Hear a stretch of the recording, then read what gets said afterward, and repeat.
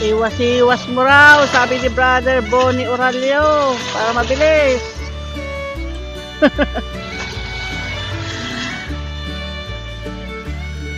Nag-iingat lang kasi, may mga bato.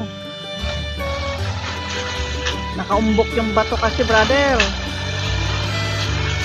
Bonnie, ang Pangasinan.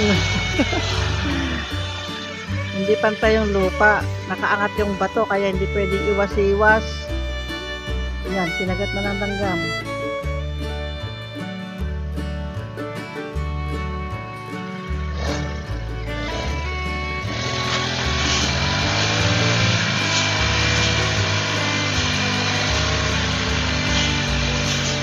Isang buwan na, mula nung pinat niya yan noon, pagdating namin.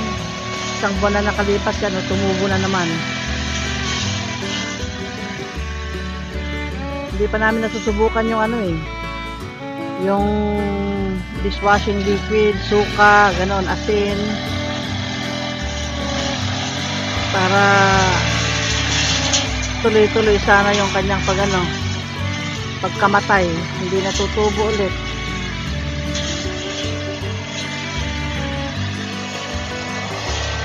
Hindi pa namin nasusubukan, na busy kami. O yan, nag-enjoy naman siya yan, oh. Wala sa Maynila yan.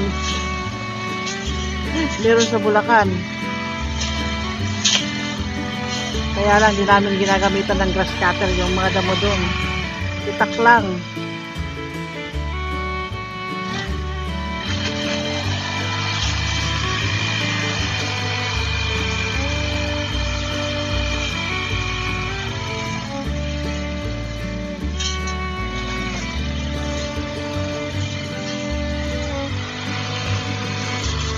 Mini-maintain lang yan na mababa yung damo dito sa malapit sa bahay. Di bali yung mga nandun sa dulo,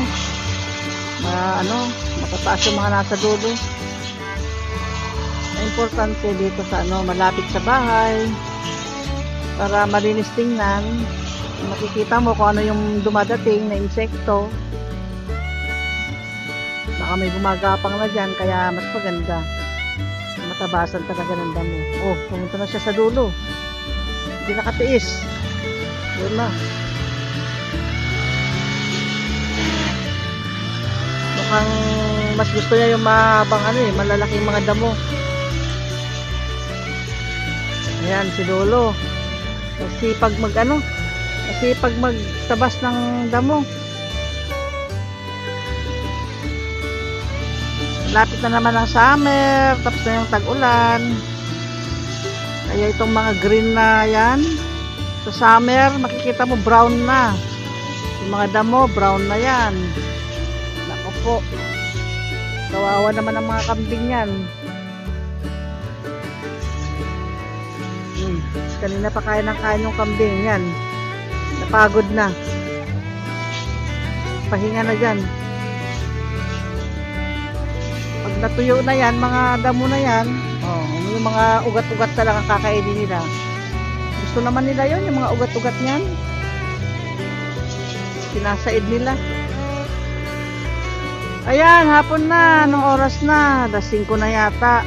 O yun yung araw. Pakulimlim na, mababa na. Malapit ng gumabi. See you next time. Tomorrow na lang ulit pala. Bye-bye.